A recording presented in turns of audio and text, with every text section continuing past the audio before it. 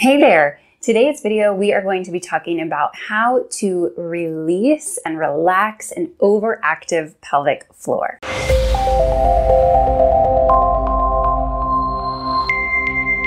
In a previous post, I shared how to know whether or not your pelvic floor weakness was being caused by underactive muscles or overactive muscles.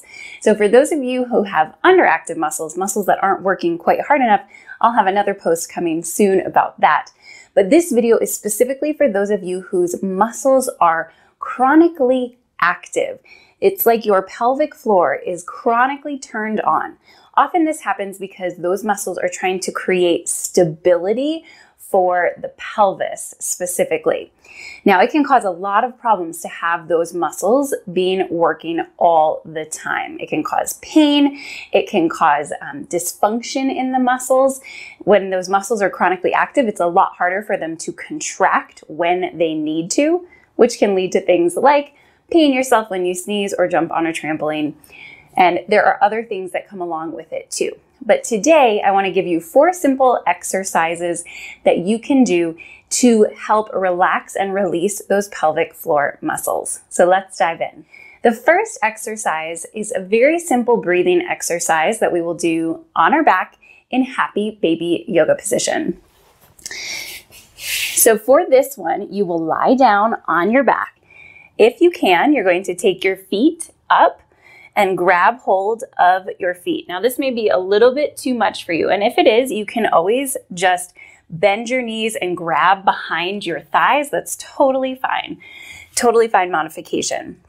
Now, whichever position you're in, you are going to really allow yourself to settle down into the floor and then start to take big, deep breaths and try and feel that breath penetrate all the way to the pelvic floor. So on the inhale, the pelvic floor naturally expands, and on the exhale, you shouldn't feel much happening in that pelvic floor. We're really focusing on the inhale here. Inhale, send the breath into the pelvic floor. Exhale.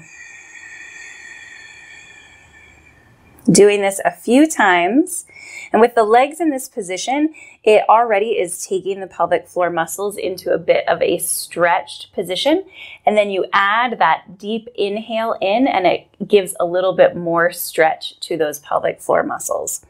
All right, that's the first one. It would be great to add 5 to 10 of those breaths into your day just to help those muscles relax and let go.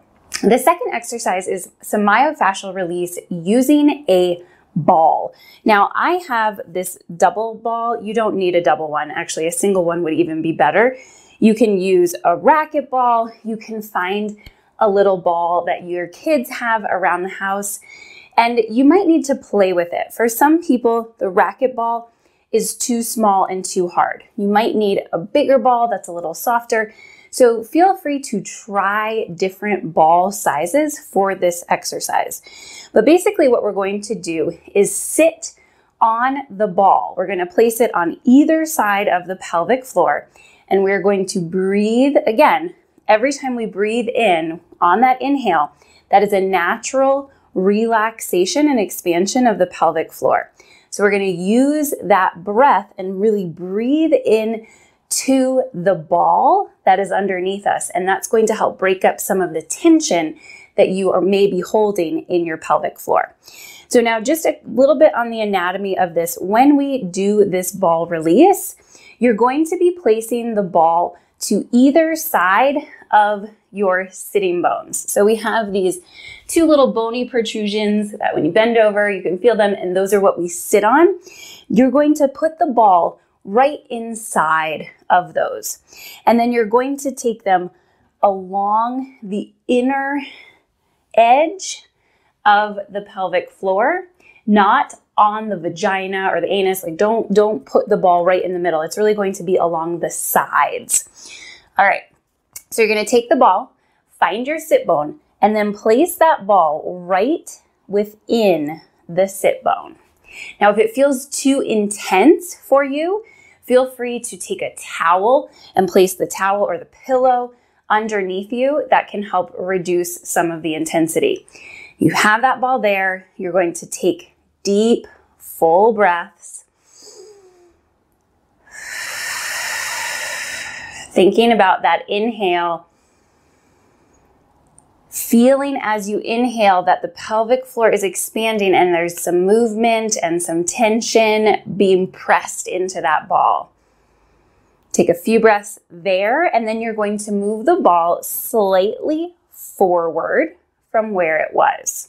Okay, so you're basically going to be going from where the sit bones are to right behind where the vagina is. You're not going to be going up to the front of your pelvic floor. Just those back muscles. There's a lot of deep muscles in there, and so doing this breath in that area on both sides can be very, very helpful. You do it on this side, in this spot for a few breaths, and then switch and do it on the other side as well. All right, that's the second, a myofascial release with a ball. The third exercise I'm not going to demonstrate. I'm going to have another post all about this in the future. But the third way that you can release your pelvic floor is with an internal pelvic floor massager. This is a device that you would actually insert into your vagina, and with it you can very easily manipulate and release those deep layers of tension, the myofascia, within the pelvic floor. It's a really nice way to let go of the tension that you chronically hold in your pelvic floor. As I said, I'll have another post coming about pelvic floor massagers very soon. And then finally, the fourth exercise for pelvic floor overactivity is very simple. It's meditation. For people who tend to hold chronic tension in their pelvic floor, they also tend to be a little bit more type A, a little bit more high strung. They tend to hold more tension in their body in general. So implementing a regular meditation practice where you are meditating 10 to 15 minutes a day can really help reduce the level of tension in your body in general, and specifically reduce the level of tension that you are holding in your pelvic floor. So there you have it. 4 different ways that you can help reduce the activity of an overactive pelvic floor. And by doing so, you can get that pelvic floor working effectively again. A muscle is only effective when it is contracting from a fully relaxed position. So if you're holding constant tension in your pelvic floor isn't able to contract fully the way it needs to support the insides of your body. So these exercises will help the muscles return back to their normal resting position so that they can contract effectively whenever you need them to. Thanks so much for joining me today. See you soon.